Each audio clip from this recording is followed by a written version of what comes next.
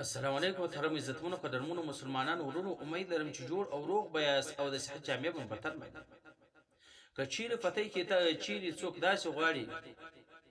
چې دی وایي زه دې مالداره سم او ډېرې پیسې دې پیدا کړم او حلال رزق دې پیدا کړم حرام دې نه وي چې ډېرې پیسې پیدا کړم او ډېر مال پیدا کړم هغه حلال وي نو هغه سړي دپاره پکار اول دا دی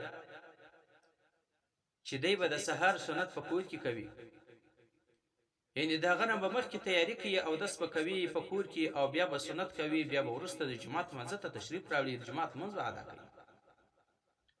کله چې د جومات لمونځ وکړي او کوم ذکر اذکار خپله ورته یاد وي بیا به هغه ذکر اذکار وکړي چې کله هغه ذکر اذکار وکړو د هغه سماباد کې به دغه ذکر وکړي سل پیری به دغه ذکر وکړي سبحان الله وبحمده سبحان الله العظیم استغفر الله سبحان الله وبحمده سبحان الله العظیم استغفر الله سل پیری به دا ذکر وکړي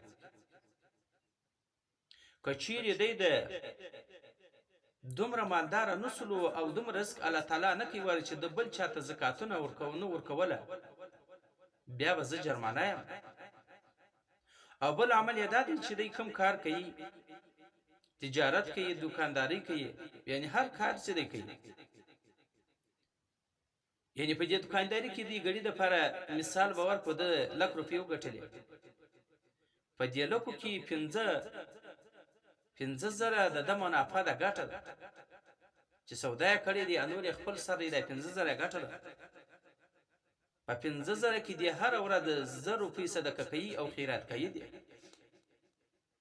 په کلی علاقه په محله کې په قریبانو او دوستانو کې غریبان او مسکینان دي چاته د بري ضرورت وي بره دې وي چاته د وړو ضرورت وي چاته د غوړو ضرورت وي چاته د چاو ضرورت وي یعنی د کوم شي ضرورت چې وي هغه د وس مطابق کیلو وروړی نیم کیلو